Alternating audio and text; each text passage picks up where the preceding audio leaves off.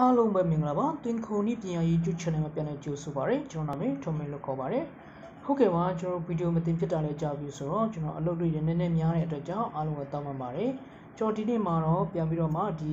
ကျွန်တော်တို့ Keyway ခုတ်တဲ့အခါမှာအသုံးပြုတဲ့ Keyway အသွားပေါ့နော် Keyway အသွားကိုတွေးတဲ့ပုံစံမျိုးကိုကျွန်တော်ဒီနေ့မှာတော့ပြန်ပြီးတော့မျှဝေပေးမှာဖြစ်ပါတယ်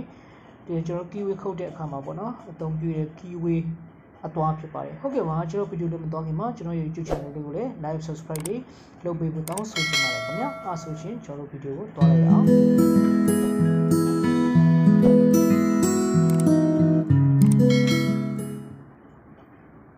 ဟုတ်ကဲ့ပါဒါတော့ကျွန်တော်အသုံးKeyway ခုတ်မဲ့ဒီ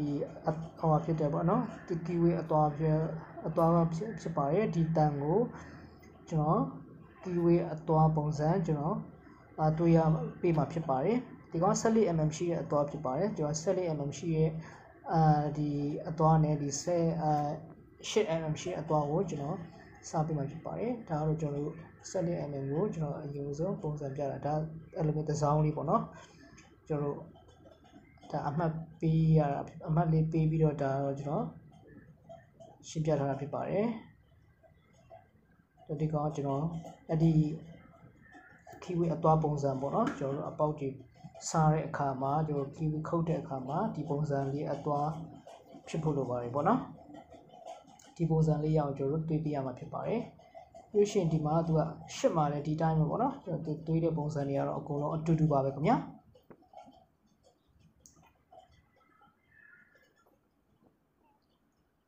ထိတ်ကြရချွန်လေးပေါ့နော်ဒီအောက်ဘက်ကကျတော့ဒီနည်းနည်းလေးခါစီးရပေါ့ဗျာပြောမှဆိုရင်တော့ဟုတ်ပြီအားဆိုရင်ကျွန်တော်ဒီကြောက်ဆက်နေတယ်ကျွန်တော်တွေးမှာဖြစ်ပါတယ်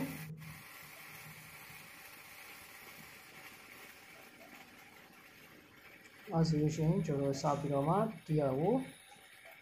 စပြီးတွေးပါပြီပေါ့နော်ဒီတွေးတဲ့အခါမှာကျွန်တော်ဒီကိုင်ထားဒီအောက်ကနဲ့အောက်ကဟာလည်းပဲကျွန်တော်တို့ဒီအရိုးဆုံးအထီးယူရတယ်ပေါ့နော်အပေါ်ကနေတဲ့အထီးယူလို့မရအောင်အောက်ကပဲဖြည်းဖြည်းချင်းအပေါ်ကိုတင်ပြီးတော့စားမှာဖြစ်ပါတယ်အောက်ကိုအရင်ဆုံးဘာဆိုရင်သူကသစောင်းလေးစားတာဖြစ်တဲ့အတွက်ကြောင့်အောက်ကနေယူရတာဖြစ်ပါတယ်နောက်ဒီမှာကျွန်တော်အပေါ်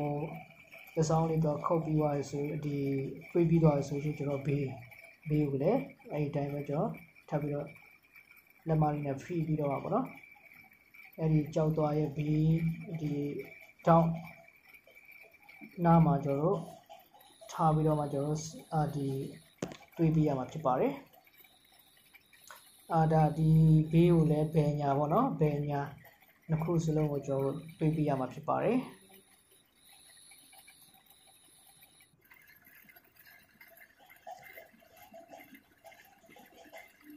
ဟုတ်ကဲ့ဒါကတော့ပချမ်းပေါ့နော်ဒီရဲ့ပုံစံလေးကိုပြထားတာပဲဖြစ်ပါတယ်ခင်ဗျာဒီအားကျတော့နောက်တစ်ချမ်းပေါ့နော်ဒါတော့ဘယ်ညာပေါ့နော်ဘယ်ညာကျွန်တော်တွေးပြရတာဖြစ်ပါတယ်ဟုတ်ကဲ့ပါအားဆိုရှင်ဒါကတော့ကျွန်တော်တို့8mm ဒါရပါပြီပေါ့နော်ဒါ 8mm ရှိတဲ့အသွားလေးကိုဒါကျွန်တော်တွေးတာဒါတော့တစ်ဖက်ပြီးသွားပြီပြီးလို့ရှိရင်ကျွန်တော်နောက်ထပ်ဒီ 14mm ရှိတဲ့အသွားကိုလည်းကျွန်တော်တွေးပြမှာဖြစ်ပါတယ်အရင်ဦးဆုံးကျွန်တော်တို့ကဒီအောက်ဖက်ကဒီအောက်ဖက်တောင်းကပဲစပြီးတော့ကျွန်တော်တို့ဒီကြောက်ဆက်ကိုကျွန်တော်အထီယူပြီးတော့မှပဲဖြည်းဖြည်းချင်းအပေါ်ကိုတွေးပေးရမှာဖြစ်ပါတယ်ပေါ့နော်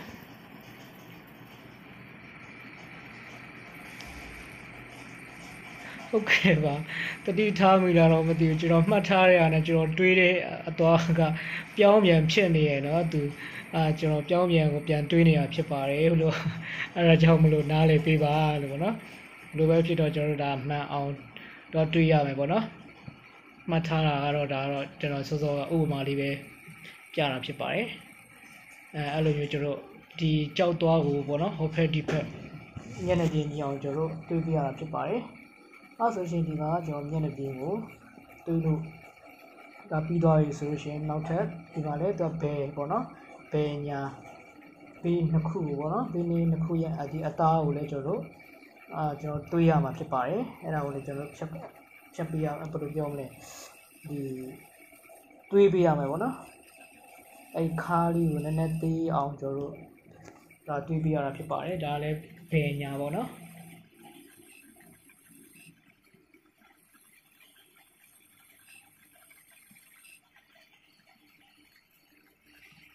ဒီကျွန်တော်ဒီ keyway ခုတ်တဲ့ဟာလည်းတော်တော်လက်ဝင်နေပဲ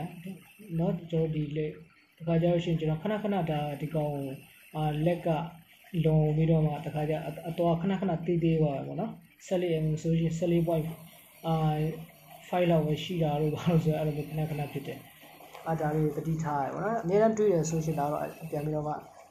မှန်လာတာဖြစ်ပါတယ်ပြန်ပြီးတော့မှဒါကတော့လုပ်ရင်းနဲ့အတွေ့အကြုံကစကားပြောတာပေါ့နော်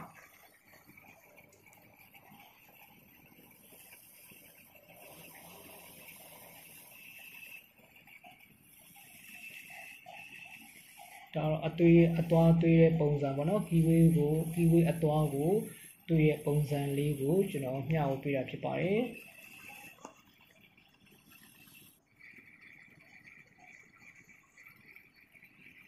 ဟုတ်ကဲ့ပါအဲ့ဆိုရင်ဘေးနှခမ်းလေးရပြီဒါ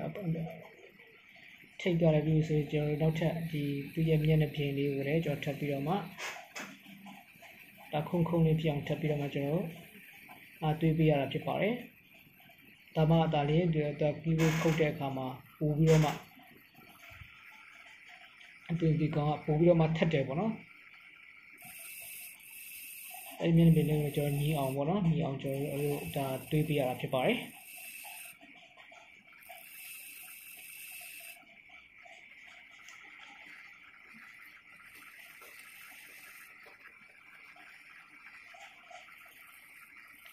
အရန်ပူတယ်ဆိုလို့ရှိရင်တော့ဒါရေတွေကိုပြန်နှင်းလိုက်ပြီးလို့ရှိရင်ပြန်တွေးလိုက်အဲ့လိုမျိုးတွေးလို့ရတယ်ပေါ့နော်ဟုတ်ကဲ့ပါအဲ့ဆိုရှင်ကျွန်တော်ဒါတွေးပြီးသွားပြီပေါ့နော်ဒီမှာ 14mm quantity ပဲပေါ့နော် 14mm ဒါ keyway အသွားဒါပြီးသွားပြီပေါ့နော်ဒါ keyway အသွားဟောဒီပြီးသွားပြီပါတယ် 14mm နောက်ထပ်ဒါကတော့ 8mm ဖြစ်ပါတယ်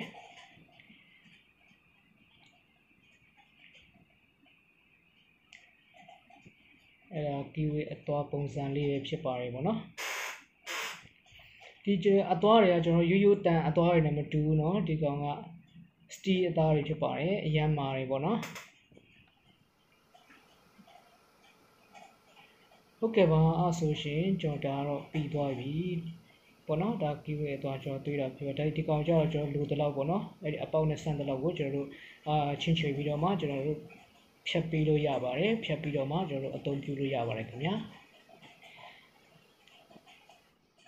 ဟုတ်ကဲ့ပါအဲ့ဆိုရှင်ကျွန်တော်ရဲ့ keyway ခုတ်တဲ့ပုံစံတော့ဒီပြီးသွားပါပြီကျွန်တော်ဗီဒီယိုလေးကတော့ဒီနေ့ဒီလောက်ပါပဲခင်ဗျာဟုတ်ကဲ့ပါကျွန်တော်ဗီဒီယိုလေးကမိတ်ဆွေတို့အကျိုးရှိရဆိုရှင် like subscribe လုပ်ပေးဖို့တောင်းဆိုချင်ပါတယ်နောက်ထပ်ဗီဒီယိုတင်ဖို့ရှိတဲ့အတွက်ကြောင့်နောက်ဗီဒီယိုမှာပြန်တွေ့မယ်အားလုံးကျေးဇူးပါ